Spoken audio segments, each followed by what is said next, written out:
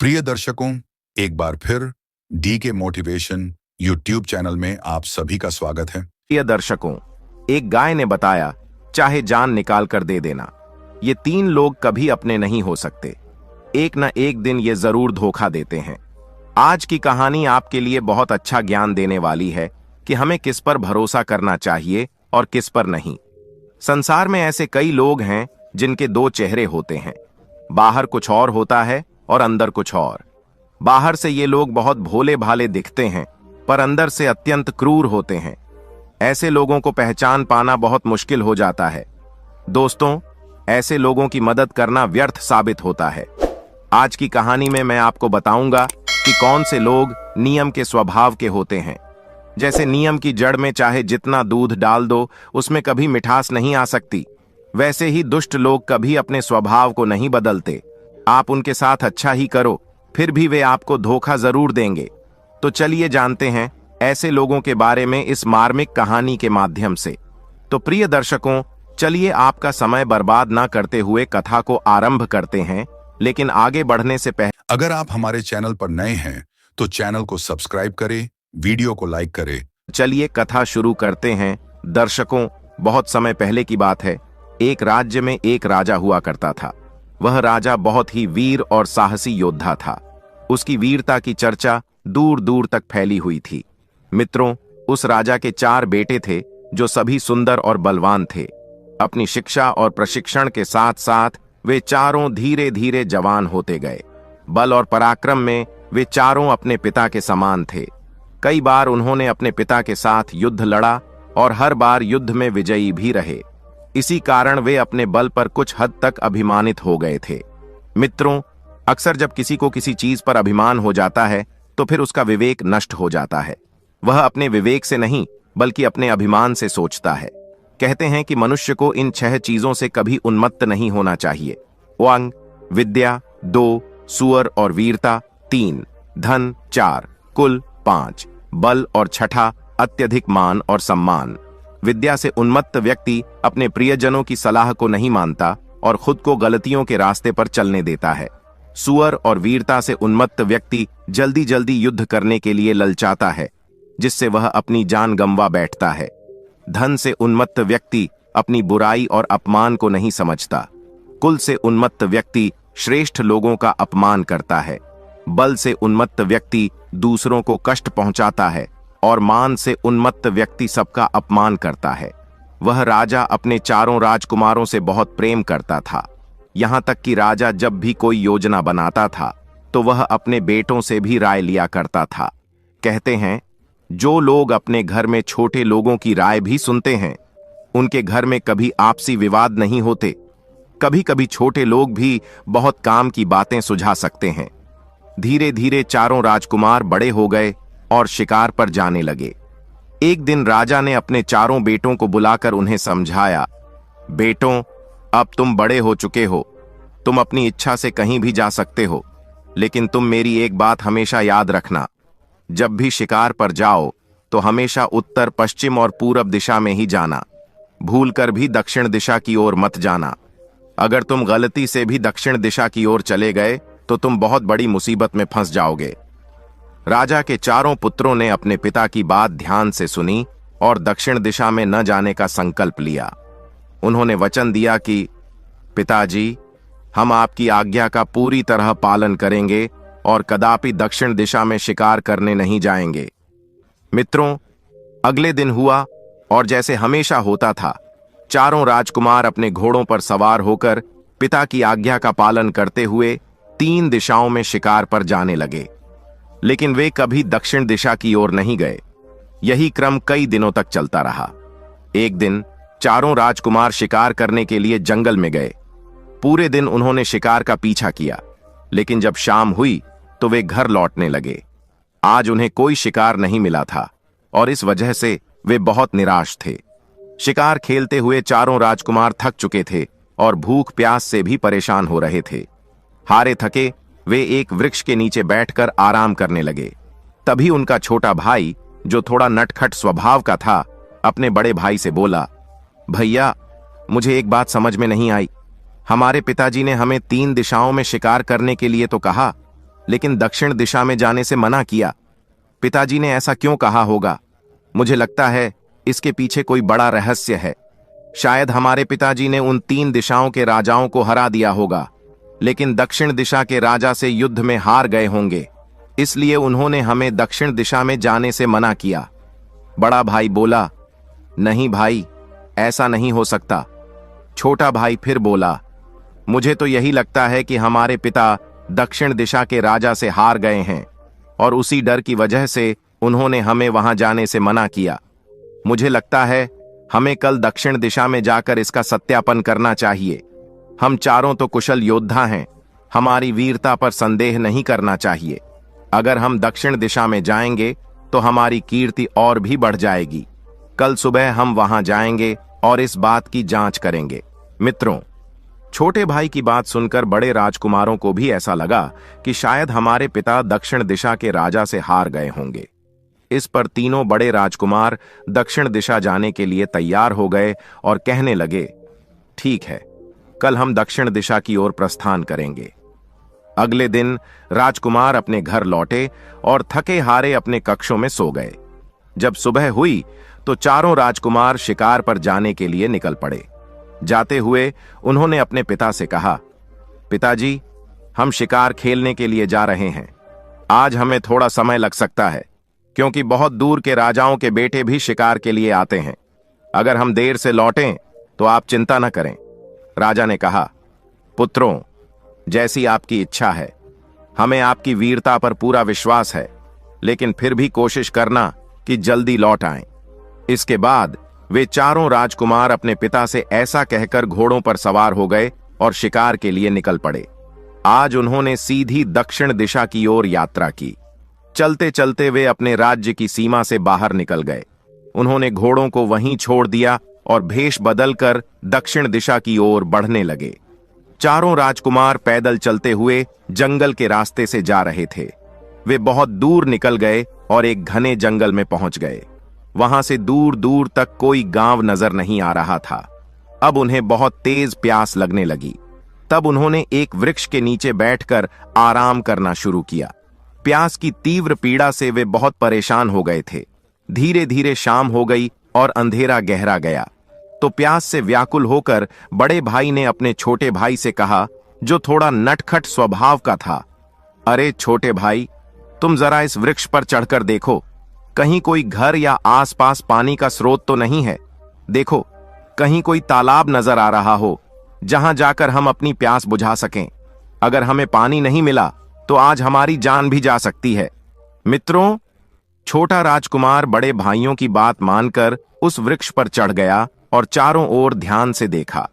उसने कहीं कोई तालाब नहीं देखा, लेकिन दूर एक कच्चा घर दिखाई दिया जिसमें एक दीपक जल रहा था और उसकी हल्की सी रोशनी भी दिखाई दे रही थी। यह देखकर छोटा भाई खुशी से नाचने लगा और वृक्ष से उतरकर बड़े भाइयों के पास गया। बड़े राजकुमारों ने पूछा, क्या हुआ भाई, ऐसा क्या देखा है जो तुम नाच रहे हो? छोटा राजकुमार बोला, भैया, मैंने देखा है कि यहां से थोड़ी दूर पर एक कच्चा घर है और वहां एक जलता हुआ दीपक दिखाई दे रहा है। अगर हम उस स्थान तक पहुंच सकें तो वहां हमें पानी मिल सकता है। मित्रों, छोटे भाई की बात सुनकर चारों भाई बहुत खुश हुए और उसे साथ लेकर उस घर की ओर बढ़ने लगे। कुछ देर बाद वे उस घर के पास पहुंचे और देखा कि घर के बाहर एक कुआं भी था। कुएं को देखकर चारों भाई खुशी से झूम उठे, क्योंकि अब उन्हें पानी मिल सकता था। लेकिन जब उन्होंने कुएं के अंदर देखा तो पाया कि कुएं में पानी था, लेकिन वह बहुत नीचे था। वहीं एक बाल्टी रखी हुई थी, लेकिन रस्सी नहीं थी। अब चारों भाई सोचने लगे, जल तो मिल गया, पर रस्सी के बिना इसे निकालेंगे कैसे? अगर हमें पानी नहीं मिला तो हमारी जान चली जाएगी। तब बड़े भाई ने छोटे से कहा, तुम इस घर में जाकर पूछो, शायद यहां किसी के पास रस्सी हो। अगर घर के बाहर कुआं है तो अंदर रस्सी भी होनी चाहिए। तुम जाओ और रस्सी मांग कर लाओ। मित्रों, तीनों बड़े राजकुमार वहीं बैठ गए और छोटा राजकुमार घर के द्वार पर जा पहुंचा। जब वह दरवाजे के पास पहुंचा तो उसने खटखटाया और आवाज लगाई, क्या अंदर कोई है? मुझे रस्सी दे दो ताकि हम कुएं से पानी निकाल सकें। हम चारों भाई बहुत प्यासे हैं। अगर हमें पानी नहीं मिला तो हम मर जाएंगे। दर्शकों, जब उसने आवाज दी तो एक बहुत सुंदर लड़की घर से बाहर आई। राजकुमार ने हाथ जोड़कर कहा, देखिए, हम प्यासे हैं। हम चारों भाई बहुत प्यासे हैं और हमारे भाई कुएं के पास बैठे हैं। वहां बाल्टी तो रखी है, लेकिन रस्सी नहीं है। अगर आपके घर में रस्सी मिल जाए तो आपका बहुत एहसान होगा। वह लड़की बहुत सुंदर थी और वह छोटा राजकुमार भी काफी रूपवान था। लड़की उसे देखकर मोहित हो गई और सोचने लगी, आज तो घर बैठे शिकार करने आया यह खूबसूरत युवक, इसे मैं अपना पति बना लूंगी। वह लड़की विचारों में खोई हुई थी जब राजकुमार ने फिर कहा, हे देवी, तुम किस सोच में पड़ी हो? अगर तुम्हारे पास रस्सी हो तो कृपया हमें दे दो।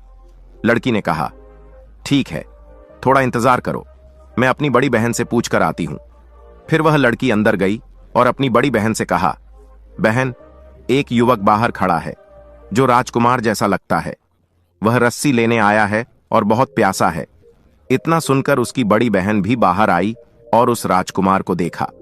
राजकुमार ने फिर कहा, अगर आपके घर से हमें रस्सी मिल जाए तो हमें कुएं से पानी निकालने में आसानी होगी। हम चारों भाई बहुत प्यासे हैं, कृपया हमें रस्सी दे दीजिए, आपका बड़ा एहसान होगा। राजकुमार की बात सुनकर बड़ी बहन बोली, रस्सी तो मिल जाएगी, लेकिन आप लोगों के लिए हमारी एक शर्त माननी पड़ेगी। अगर आप हमारी शर्त मानते हो तो हम आपको रस्सी दे देंगे, और केवल रस्सी नहीं, हम आपको पानी भी पिलाएंगे और यहां विश्राम करने के लिए उचित व्यवस्था भी करेंगे। राजकुमार ने कहा, ठीक है, आप थोड़ी देर रुको, मैं पहले अपने भाइयों से पूछ लूंगा, जो वे कहेंगे वही हम करेंगे। फिर वह राजकुमार अपने तीनों भाइयों के पास लौट आया और सारी बात अपने भाइयों से कहकर वह राजकुमार बोला, देखो भाइयों, हमें पानी तो मिल जाएगा, लेकिन उन लड़कियों की एक शर्त है जिसे हमें मानना पड़ेगा।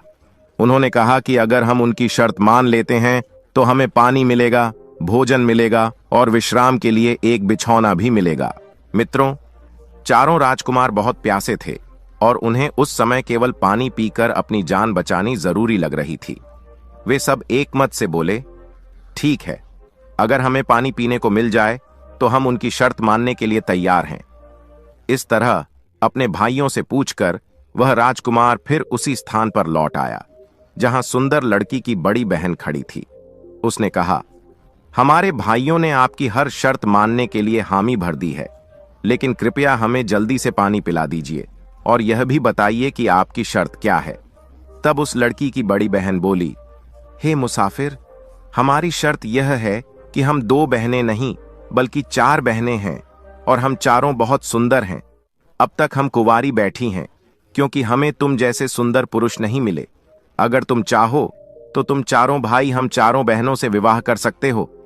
तब हम अपने हाथों से तुम्हें पानी पिलाएंगे, भोजन भी कराएंगे और यहां ठहरने के लिए तुम्हारी उचित व्यवस्था भी करेंगे। मित्रों, उस लड़की की बात सुनकर छोटा राजकुमार चौंक गया। उसके मन में यह विचार आया कि यह कैसी शर्त है? बिना पिताजी की अनुमति के हम चारों भाई विवाह कैसे कर सकते हैं? तब वह भागता हुआ अपने भाइयों के पास गया और शर्त के बारे में बताया, भैया, उन लड़कियों की 3 और बहनें हैं। अगर हम चारों उन चारों बहनों से विवाह कर लें तो हमें पानी मिलेगा, वरना हमें प्यासे ही मरना पड़ेगा। उन्होंने यह भी कहा कि अगर हम उनकी शर्त मान लेंगे तो हमें पानी भी मिलेगा, भोजन भी मिलेगा और विश्राम के लिए बिछौना भी मिलेगा। अगर हम उनकी शर्त न माने तो हमें पानी भी नहीं मिलेगा और यहां ठहरने को भी नहीं मिलेगा। मित्रों, एक राजकुमार ने कहा, अरे, हम उनसे विवाह कैसे कर सकते हैं? अगर हम उनसे विवाह कर लेंगे तो हमारे पिताजी नाराज हो जाएंगे।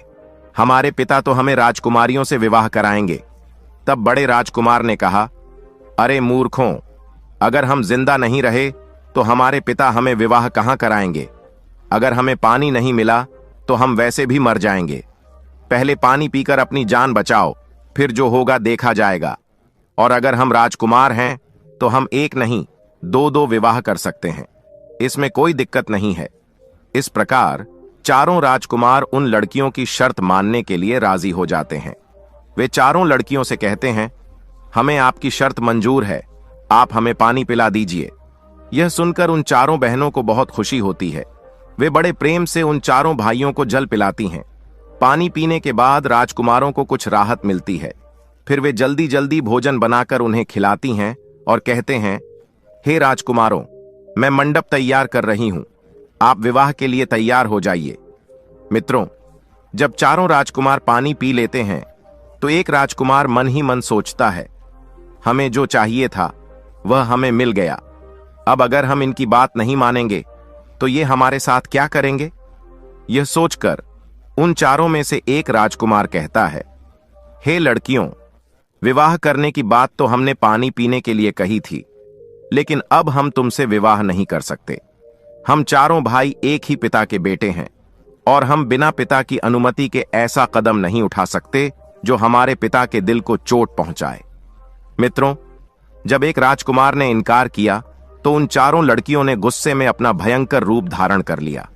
उनके नाखून लंबे और तीखे हो गए थे और उनके बाल जमीन पर लटक रहे थे। चेहरा भयावह था।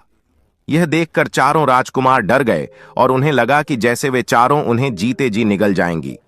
बड़े राजकुमार ने सबको समझाया, देखो, जैसा वह कह रही है वैसे ही करो, नहीं तो ये हमें कच्चा ही खा जाएंगी। हमें तो ये कोई डायन लगती हैं। बड़े राजकुमार ने कहा, अगर जान प्यारी है तो इनसे विवाह करना ही होगा। इस प्रकार चारों राजकुमार डर के मारे उन चारों लड़कियों से कहने लगे, हम तुमसे विवाह करने के लिए तैयार हैं, बस तुम अपना पहले वाला रूप धारण कर लो। यह भयंकर रूप देखकर हमें बहुत डर लग रहा है। दोस्तों, वही हुआ। चारों राजकुमार उन चारों डायनों से विवाह कर लेते हैं।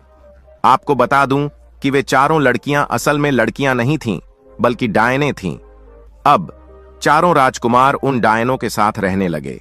उन चारों डायनों ने एक एक राजकुमार को बांट लिया और उनके साथ खूब मौज मस्ती करने लगीं। वे उनकी अच्छी तरह से सेवा करती थीं, उन्हें स्वादिष्ट भोजन खिलाती थीं। अब तो वे राजकुमार उनके घर में खाकर अच्छे से मोटे और ताजे हो रहे थे। मित्रों, एक दिन तीनों भाइयों ने देखा कि उनका छोटा भाई बहुत कमजोर हो गया है। उसका शरीर सूखकर कांटा सा हो गया है। यह देखकर उन तीनों भाइयों ने छोटे भाई से पूछा, हे भाई, तुम इन डायनों के साथ रहते हो, वे तुम्हें अच्छा खासा भोजन खिलाती हैं, फिर ऐसी क्या बात है कि हम तो मोटे ताजे हो रहे हैं और तुम सूखते जा रहे हो? तुम्हारा रंग क्यों काला हो गया है? क्या कोई परेशानी है? अपने बड़े भाइयों के इस सवाल पर छोटा राजकुमार बोला, भाइयों, मैं इस समय बहुत बड़ी परेशानी में हूं। बड़े भाइयों ने पूछा, क्या परेशानी है? तब छोटा राजकुमार बोला, भाइयों, हमारी जो पत्नी है, जब वह हमें भोजन परोसकर लाती है और जैसे ही हम पहला निवाला मुंह में डालते हैं तो हमारी पत्नी हमारी तरह पीट पीट कर रोने लगती है। इससे हम पूरा भोजन नहीं कर पाते और हमारा पेट खाली रह जाता है। जब हम उससे पूछते हैं कि तुम क्यों रोती हो तो वह कोई न कोई बहाना बना देती है और बात को टाल देती है। हमारी पत्नी सही बात नहीं बताती, इसलिए हम सूखते जा रहे हैं, क्योंकि हमारा पेट ठीक से नहीं भर पा रहा है। ऊपर से हमें घर की बहुत याद आती है। सोचते हैं कि पिताजी हमारी कितनी चिंता कर रहे होंगे। छोटे राजकुमार की बात सुनकर एक बड़े राजकुमार ने कहा, अरे भाई, तुम्हें उससे पूछना चाहिए कि वह क्यों रोती है। रोना तो हमें चाहिए, क्योंकि हम अपने राज्य से इतनी दूर इन डायनों के चक्कर में फंस गए हैं। छोटा राजकुमार बोला, भाइयों, मैं उससे पूछता तो हूं, लेकिन वह सही जवाब नहीं देती। जब मैं पूछता हूं तो वह कहती है कि यह मेरी रोने की आदत है। जब मेरा मन करता है मैं रोने लगती हूं। बड़े भाई ने कहा, भाई, ऐसा नहीं हो सकता। किसी के रोने का कोई ना कोई कारण तो जरूर होता है। जब वह खाना खिलाते समय रोती है तो इसमें कोई खास बात जरूर छुपी होगी। आज तुम उससे जबरदस्ती पूछो, और अगर वह जबरदस्ती पूछने पर भी नहीं बताए तो उससे कह दो कि आज मैं खाना नहीं खाऊंगा। हम जानते हैं कि तुम्हारी पत्नी तुमसे बहुत प्रेम करती है, और जब तुम खाना नहीं खाओगे तो वह जरूर तुम्हें बताएगी कि वह क्यों रोती है। छोटा भाई बोला, अरे भैया, मैं उससे जबरदस्ती कैसे पूछ सकता हूं? मैं उससे यह कैसे कहूं कि मैं खाना नहीं खाऊंगा, क्योंकि मैं उससे बहुत प्रेम करता हूं और वह भी मुझसे बहुत प्रेम करती है। वह मुझसे प्रेम तो बहुत करती है, लेकिन रोने का कारण नहीं बताती। मैं उससे यह कह ही नहीं पाता कि मैं खाना नहीं खाऊंगा। तब बड़ा भाई बोला, अरे पागल, खाना तो बाद में खा लेना, पहले उसे सिर्फ यह धमकी दे देना। अगर वह तुमसे प्रेम करती है तो तुम्हारे इतना कहने पर वह अपने रोने का कारण जरूर बताएगी। दोस्तों, वही हुआ। जब छोटा राजकुमार अपनी पत्नी के पास गया और शाम होते ही उसकी पत्नी भोजन लेकर आई, तो जैसे ही वह छोटा राजकुमार खाने के लिए बैठता है और पहला निवाला मुंह में डालता है, उसकी पत्नी, जो एक डायन थी, रोने लगती है। यह देखकर छोटा राजकुमार अपना भोजन हटा देता है और कहता है, देखो भद्री, मैं तुमसे बहुत प्रेम करता हूं। आज मुझे तुम्हें यह बताना ही पड़ेगा कि तुम क्यों रोती हो। जब भी मैं खाना खाने बैठता हूं, तुम हमारी तरह पीट पीट कर रोने लगती हो। इसका क्या कारण है? क्या तुम्हें कोई परेशानी है? आज मुझे यह रहस्य बताना ही होगा।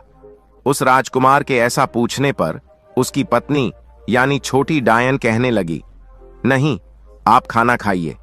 आप नहीं जानते, मेरा जब भी मन करता है मैं रोने लगती हूं। राजकुमार ने कहा, तुम्हारा कैसा मन है? जब मैं खाना खाता हूं तभी तुम रोती हो। इसका कोई ना कोई कारण तो होगा। मुझे सच बताओ, क्या कारण है? और नहीं तो मैं खाना नहीं खाऊंगा। आप नहीं जानती मैं तुमसे कितना प्रेम करता हूं। राजकुमार के ये शब्द सुनकर उसकी पत्नी कहने लगी, नहीं नहीं, आप खाना खाइए। लेकिन राजकुमार ने कहा, नहीं, जब तक तुम अपने इस रहस्य के बारे में नहीं बताओगी तब तक मैं खाना नहीं खाऊंगा। अंत में वह बेबस हो जाती है और कहती है, ठीक है, आप खाना खाइए, मैं आपको मेरे रोने का कारण जरूर बताऊंगी। अब वह बड़े प्यार से छोटे राजकुमार को भोजन कराती है और फिर कहती है, देखिए स्वामी, अब हमारे रोने का कारण सुनिए। मैं आपसे दिलों जान से प्रेम करती हूं, इसलिए यह भेद बता रही हूं। ध्यान से सुनिए। जिन बहनों ने आपके बड़े भाइयों से विवाह किया है, वे कोई साधारण लड़कियां नहीं हैं। हम चारों बहनें डायन हैं और हमारी एक मां भी है जो हर समय मांस का सेवन करती है। हमारी ये तीनों बहनें जंगल से शिकार लाकर मां को खिलाती हैं। जब तक उन्हें जंगली शिकार मिलता रहेगा तब तक आपकी जिंदगी सुरक्षित रहेगी। लेकिन जिस दिन भी हमारी इन बहनों को मां को खिलाने के लिए मांस नहीं मिलेगा, तो ये डायनें आपके भाइयों को मारकर खा जाएंगी। आपकी जान मुसीबत में पड़ सकती है। लेकिन मैं आपसे बहुत प्रेम करती हूं और मैं अपनी बहनों की तरह आपको नुकसान नहीं पहुंचाऊंगी। फिर भी मैं यह सोचकर रोती रहती हूं कि आप अपने भाइयों से बहुत प्रेम करते हैं और जब मेरी बहनें उन्हें मारकर खा जाएंगी तो आप मुझे भी प्रेम करना छोड़ देंगे। मुझे नहीं पता कि कब हमारी बहनें आपके भाइयों पर मौत बनकर टूट पड़ेंगी। हम डायनों के लिए इंसान की जिंदगी एक खिलौना है। जब तक खेल रहे हैं तब तक खिलाते हैं, लेकिन जब मन में आया तो उसी दिन मारकर खा जाएंगे। मैं यही सोच सोच कर दुखी रहती हूं कि कभी न कभी ये मुसीबत आ सकती है। दोस्तों, यह सुनकर छोटा राजकुमार बहुत भयभीत हो जाता है। उसकी पत्नी कहती है, हे स्वामी, आप घबराइए मत, मैं आपके चारों भाइयों की जान बचा सकती हूं। लेकिन पहले आपको अपने भाइयों से यह पूछकर आना होगा कि अगर उनकी जान बच जाए तो वे क्या किसी एक जान के बदले किसी और की जान बचा सकते हैं। छोटा राजकुमार कहता है, ठीक है, मैं अभी पूछ कर आता हूं। इधर वे चारों डायनें शिकार की तलाश में बाहर जाती हैं और छोटा राजकुमार अपने भाइयों को इकट्ठा कर बताता है, भाइयों, हम यहां बुरी तरह फंसे हुए हैं। जो आपकी पत्नियां हैं वे साधारण महिलाएं नहीं हैं, वे डायनें हैं। मेरी पत्नी मुझसे बहुत प्रेम करती है, इसलिए उसने यह बात मुझे बताई है कि किसी भी दिन हमारी जान की नौबत आ सकती है। ये डायनें हमें मारकर खा सकती हैं। उनकी एक मां भी है जो हर रोज मांस का सेवन करती है। जिस दिन इन डायनों को मांस नहीं मिलेगा वे हमें मारकर खा जाएंगी। मित्रों, छोटा राजकुमार की यह बात सुनकर तीनों भाई घबरा जाते हैं। फिर छोटा राजकुमार उन्हें बताता है, हे भाइयों, मेरी पत्नी ने कहा है कि अगर हम चारों की जान बचाना चाहें तो वह हमें बचा सकती है, लेकिन उसने एक शर्त रखी है, वह वचन पूरा करना पड़ेगा। दोस्तों, यह सुनकर एक राजकुमार कहने लगा, अरे नटखट, तेरे कारण हम सब मुसीबत में फंस गए। अगर हम इधर दक्षिण की ओर नहीं आते तो इन डायनों के जाल में नहीं फंसते। तू पहले भी हमारे सामने एक शर्त लेकर आया था, जिसके कारण हमें इन डायनों से विवाह करना पड़ा, और अब तू फिर एक नई शर्त लेकर आया है। मैं कोई वचन पूरा नहीं कर सकता। तब बड़ा राजकुमार अपने भाइयों को समझाता है, देखो, यह समय बहस करने का नहीं है। हो सकता है कि उसकी पत्नी हमारी जान बचाना चाहती हो। हमें उसकी शर्त माननी चाहिए। अरे, मरता क्या नहीं करता, हम तो वैसे भी मरने वाले हैं। हो सकता है जान बच जाए। इसलिए छोटे भाई से कहो कि जाओ और अपनी पत्नी से कहो कि हम उसका वचन निभाएंगे, पहले वह हमारी जान बचाए। इस प्रकार छोटा राजकुमार अपनी पत्नी के पास जाता है और कहता है, हम चारों भाई तुम्हारे वचन को निभाएंगे, बताओ तुम्हारा वचन क्या है। तब छोटी डायन कहती है, देखिए, मेरा वचन यह है कि अगर मैं तुम्हारी जान बचा दूंगी तो तुम हमारी जान बचाना, बस यही वचन है। दोस्तों, छोटी डायन की बात सुनकर राजकुमार तैयार हो जाता है और कहता है, हम तुम्हारी जान पर आंच नहीं आने देंगे, पहले आप हमें बचाइए। तब उसकी पत्नी कहती है, देखिए, तुम चारों भाई जंगल में जाओ शिकार खेलने के लिए। तुम तो एक राजा के बेटे हो। जंगल में जाकर तुम चारों भाई अपने शरीर पर तलवार से जख्म बना लेना। अपने शरीर को चोट पहुंचाकर तुम वापस आना और अपनी अपनी पत्नियों से कह देना कि जंगल में और भी राजा लोग शिकार के पीछे आए थे, उनसे लड़ाई हो गई। उनके घोड़े बहुत तेज दौड़ते हैं, जबकि हमारे घोड़े उतने तेज नहीं दौड़ पाते, इसलिए हम उनसे चोट खाकर आए हैं। हमारा शरीर घायल हो गया है। जब वे आपसे पूछें तो कहना कि तुम्हारे पास सबसे तेज दौड़ने वाले घोड़े हैं, हमें वो दे दो ताकि हम उनसे युद्ध कर सकें और उनसे जीत सकें। जब वे आपको तेज दौड़ने वाले घोड़े दे देंगे तब मैं आपको आगे का रास्ता बताऊंगी, पहले इतना काम कर लो। दोस्तों, वही हुआ। छोटा राजकुमार सारी बात अपने भाइयों से कहता है और उसके बाद वे अपने अपने पतियों से आज्ञा लेकर जंगल में शिकार खेलने जाते हैं। वे अपने शरीर पर तलवार से जख्म लगाते हैं और खून से सने हुए अपने शरीर के साथ घर लौटते हैं। फिर चारों भाई अपनी अपनी पत्नियों के पास लौट कर आते हैं, यानी डायनों के पास लौटते हैं। जब उन डायनों ने उन्हें घायल और खून से सने देखा तो वे पूछने लगीं, यह सब कैसे हुआ? तब उन्होंने झूठा बहाना बनाते हुए कहा, देखिए, जब हम जंगल में जाते हैं तो वहां राजाओं के राजकुमारों से हमारी लड़ाई होती है। उनके घोड़े बहुत तेज दौड़ते हैं, जबकि हमारे घोड़े उनके घोड़ों के मुकाबले धीमे होते हैं, इसलिए हमें चोट लगती है और हमारे शरीर की यह हालत हो जाती है। राजकुमारों की बात सुनकर वे डायनें कहने लगीं, तो हमें बताओ, हम तुम्हारे लिए क्या कर सकते हैं जिससे तुम उनसे जीत सको।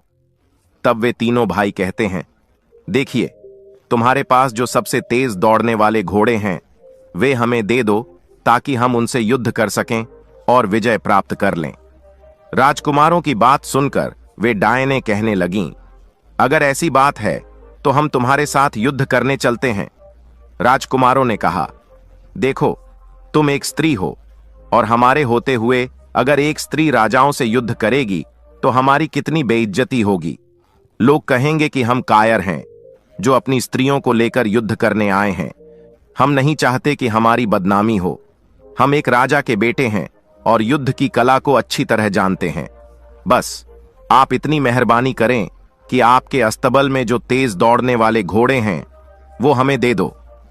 राजकुमार की बातें सुनकर वे तीनों डायनें अपनी छोटी बहन से कहती हैं, जाओ, इन्हें हमारे अस्तबल से तेज दौड़ने वाले घोड़े दे दो।